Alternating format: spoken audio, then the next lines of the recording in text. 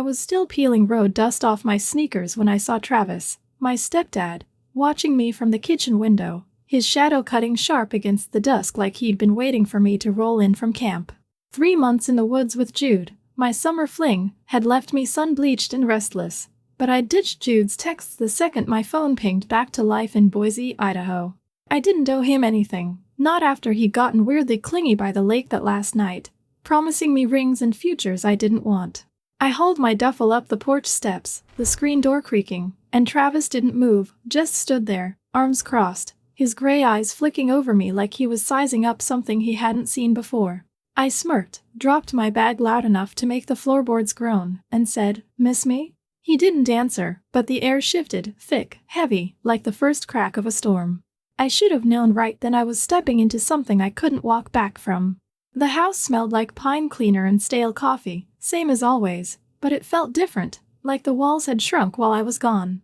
Mom was out on her graveyard shift at the hospital, probably elbow-deep in some ER chaos, leaving me and Travis to circle each other like strays. I kicked my duffel toward the stairs, my camp-tanned legs still scratched from hiking with Jude, and headed for the fridge. Travis didn't budge from his spot by the sink, his flannel sleeves rolled up to his elbows, showing off forearms roped with muscle from years of fixing cars in the garage. He was 47, a mechanic who'd traded wrenches for remote diagnostic software after he married Mom, but he still moved like he could break something if he wanted to.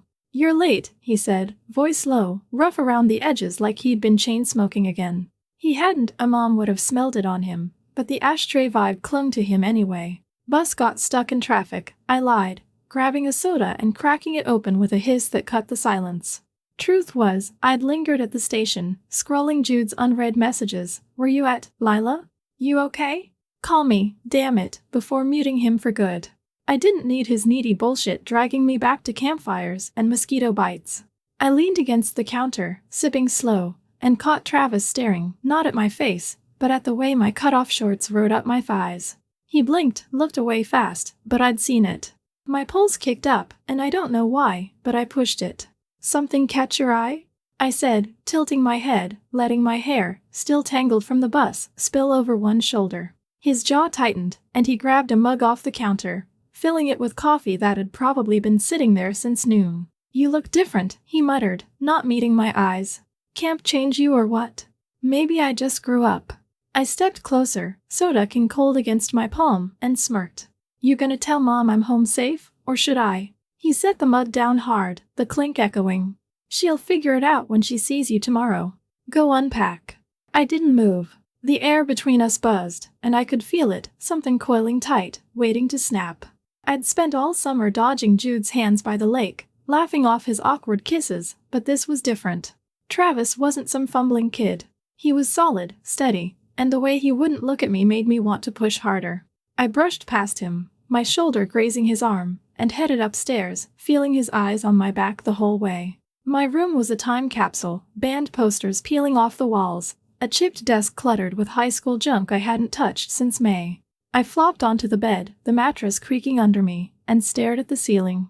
Jude's face flickered in my head, curly hair, lopsided grin, the way he'd whispered he loved me under the stars like it was some big revelation. I'd laughed, told him to chill, but he'd kept going, promising forever until I'd shoved him off and walked back to my bunk alone. Now he was blowing up my phone, and I was here, restless, with Travis downstairs probably pretending he hadn't just checked me out. I rolled over, grabbed my laptop, and opened it, half to distract myself, half to see if I could stir something up. The screen glowed, and I scrolled through pics from camp, me in a bikini by the dock, Jude's arms slung around me, my grin fake as hell. I'd thought about posting them for cash once, some shady site kids at camp whispered about, but never did. Too much hassle. I heard the stairs creak, Travis coming up, probably to his office down the hall. My door was cracked, and I didn't close it. Instead, I kicked off my sneakers, stretched out on the bed, and turned the laptop so the screen faced the gap. If he looked in, he'd see it. Let him. Sure enough, his shadow paused outside my room. I didn't look up, just kept scrolling, letting the silence stretch. Then he knocked, sharp, twice, and pushed the door open wider. "Thought you were unpacking," he said, leaning against the frame, arms crossed again like a shield. Got distracted. I tilted the laptop toward him, just enough to flash a pic of me and Jude laughing by the fire. Summer was wild. His eyes flicked to the screen, then back to me. "That your boyfriend?" "Was," I said, closing the laptop with a snap. "He's history now." Travis didn't move, but something shifted in his face, curiosity, maybe, or something darker. "Good. Looked like a punk." I laughed, sitting up, legs dangling off the bed. "You don't even know him." "Don't need to." He stepped inside, just one step, and the room felt smaller. "You're better off without dead weight." I stood, mirroring him, my bare feet silent on the rug. "What, you an expert on my love life now?" He smirked, barely, a twitch at the corner of his mouth. "I know trouble when I see it." "Maybe I like trouble." I took a step closer, close enough to smell the coffee on him, and his smirk faded. His eyes locked on mine, gray and unreadable, and I felt that buzz again, sharp, dangerous. I could have backed off, gone to bed, let it die. But I didn't. "Careful, Lyla," he said, voice low, like a warning he didn't mean. "You're not at camp anymore." "Good," I shot back, crossing my arms to match him. "I'm not a kid anymore either." He didn't say anything, just stood there, and I pushed it, stepped right into his space, my chest an inch from his. He didn't flinch, but his hands twitched at his sides, like he was fighting to keep them still. The air crackled, and I tilted my head, daring him. "What's your move, Travis?"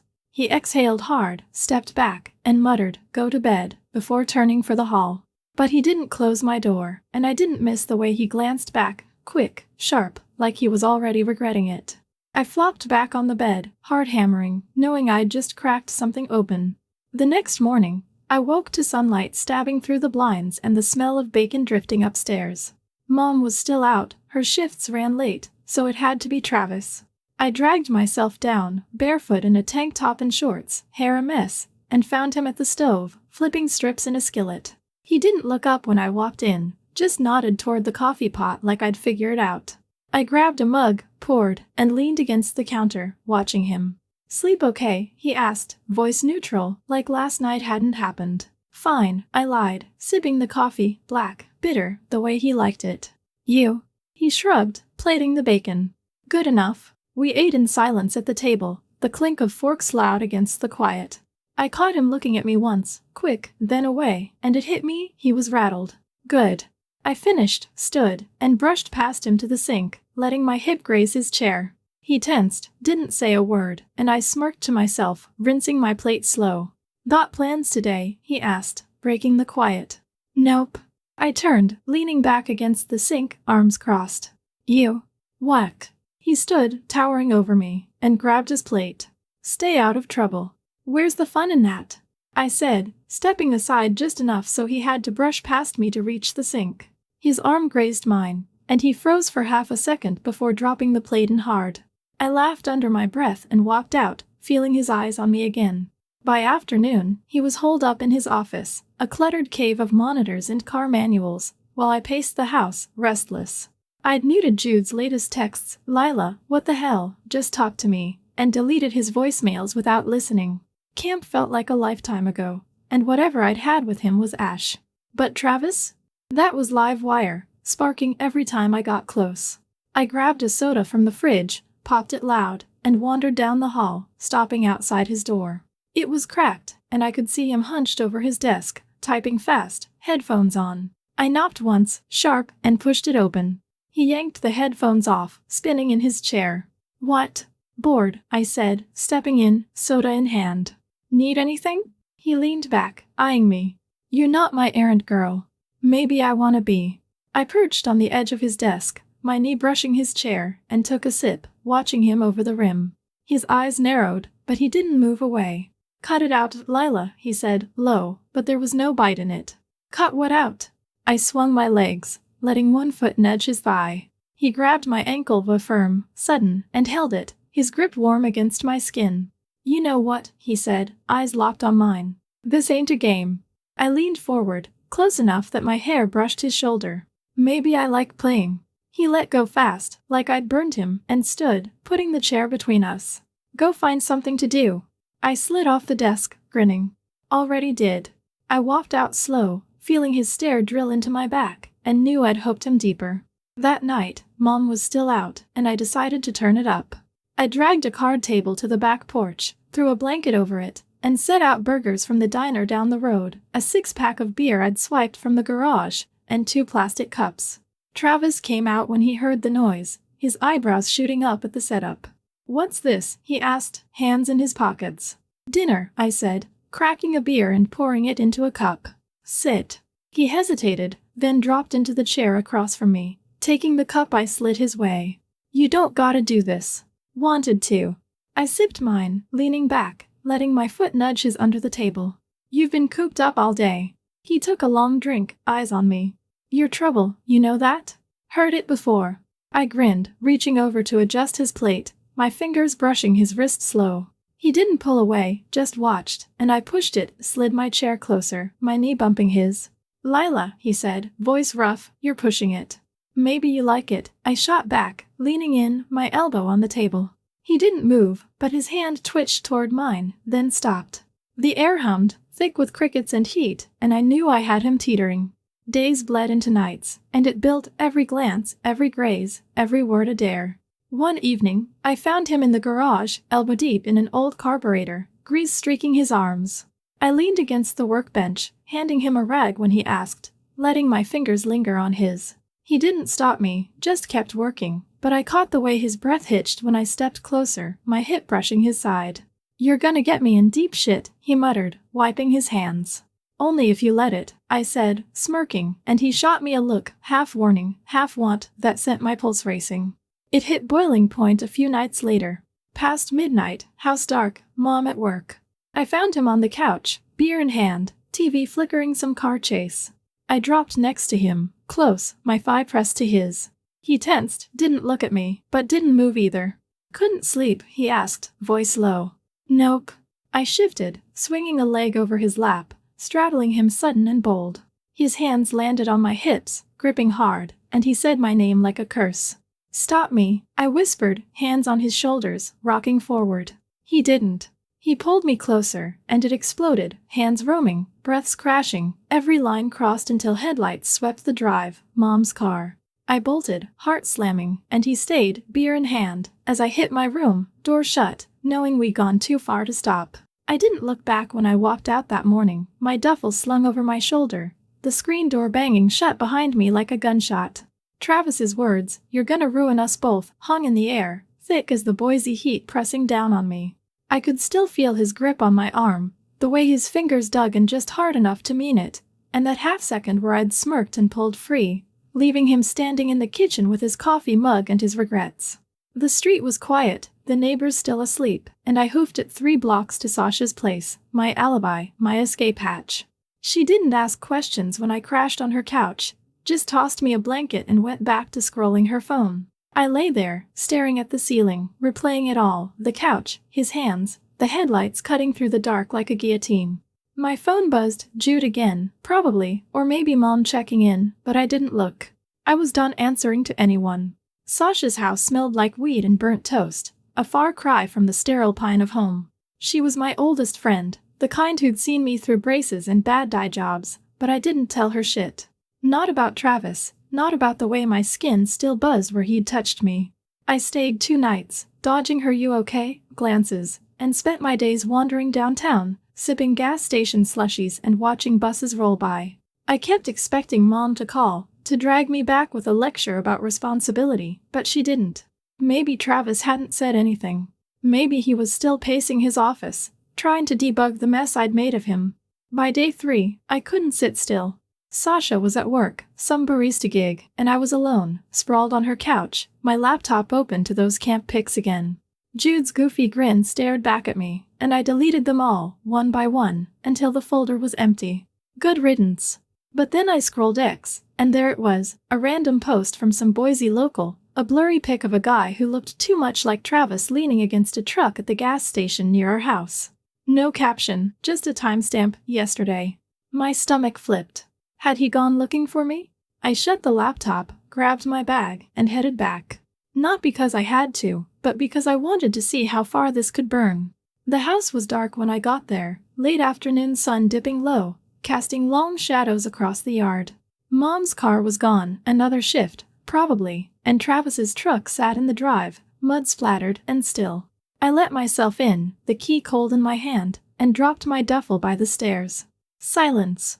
Then a clatter from the garage, metal on metal, a curse under his breath. I kicked off my sneakers and padded out there, barefoot, the concrete cool against my soles. He was under the hood of an old Chevy, wrench in hand, grease streaking his forearms. He didn't hear me at first, too focused on whatever bolt he was wrestling, but when I leaned against the workbench and cleared my throat, he jerked up, banging his head on the hood. "Shit," he muttered, rubbing the spot, then froze when he saw me. "Thought you were staying with your friend," he said, voice flat, but his eyes betrayed him, darting over me, quick, like he couldn't help it. "Got bored," I said, crossing my arms, leaning harder against the bench so my tank top rode up just enough. "You miss me?" He wiped his hands on a rag, slow, deliberate, and didn't answer. The garage smelled like oil and sweat, and the air between us crackled again, same as always. I stepped closer, picking up a stray wrench and twirling it in my hand. "What, no welcome home?" "You shouldn't be here," he said, low, tossing the rag onto the bench. "Your mom's gonna ask questions." "Met her." I set the wrench down, loud enough to echo, and closed the gap between us, stopping an inch from him. "You didn't tell her, did you?" His jaw tightened, and he looked away, out the open garage door, at the empty street. "No." "Good." I smirked, brushing past him to grab a soda from the mini fridge in the corner, letting my shoulder graze his chest. He didn't move, but I heard his breath hitch, and it lit something in me. I popped the can, turned, and leaned against the fridge, sipping slow. "So what now, Travis? We pretend nothing happened?" He turned, finally facing me, and his eyes were storm dark. "You think that's an option?" "Maybe not." I stepped forward again, close enough to feel the heat off him, and tilted my head. "You could have stopped me last night." "You didn't." He exhaled hard, hands flexing at his sides. "You're a damn kid, Lyla. You don't get what you're doing." "I'm 19, I shot back, stepping right into his space, my chest brushing his. "And you're not exactly pushing me away." He grabbed my arms, sudden, firm, holding me there, his grip hot against my skin. "You need to quit this. Now." "Make me," I said, locking eyes with him, daring him. His fingers tightened, and for a second, I thought he'd shove me back, end it. But he didn't. He pulled me closer, his breath ragged, and I felt the shift the moment he broke. His hands slid up to my shoulders, then one tangled in my hair, and I pressed into him, my palms flat against his chest. It was fast, messy, his mouth on mine, tasting like beer and regret, my hands fisting his shirt, pulling him tighter. The Chevy's hood slammed shut behind us, and I didn't care. We stumbled back, my spine hitting the workbench, tools clattering to the floor, and he lifted me onto it, hands roaming under my shirt, skin on skin. Then the garage door rattled, Mom's car pulling in. We froze, breaths crashing, and I shoved him off, dropping to the floor, heart exploding. He stumbled back, cursing, wiping his mouth with the back of his hand as I bolted inside, up the stairs, and into my room. The front door opened, Mom's voice calling out, "Travis? Myla?" I slammed my door, leaning against it, chest heaving, while his footsteps echoed downstairs, steady, like nothing had happened. She didn't suspect a thing. Dinner was normal, the mom chattering about some patient who'd coded twice, Travis grunting responses, me picking at my food, avoiding his eyes. But every time I shifted, I felt him watching, quick glances he couldn't hide. After, Mom crashed early, exhausted, leaving us to clean up. I stacked dishes in the sink, and he came up behind me, close, too close, his hand brushing mine as he grabbed a plate. "Stop," he muttered, voice low, but he didn't step back. "You first," I said, turning, my hip bumping his. He gripped the counter, knuckles white, and I smirked, walking out, leaving him there. It didn't stop. Couldn't. The next week was a tightrope, Mom around half the time, oblivious, while we stole moments, a brush in the hall, a stare across the table, a late-night clash in the living room when she was out. Every touch was a dare, every word a spark, and I knew it was barreling toward something bigger. Jude texted again, "Lyla, I'm coming to Boise, we need to talk," and I laughed, deleted it. He was nothing compared to this. Friday night, Mom pulled a double, and it snapped. I found Travis in his office, screen glowing, headphones off.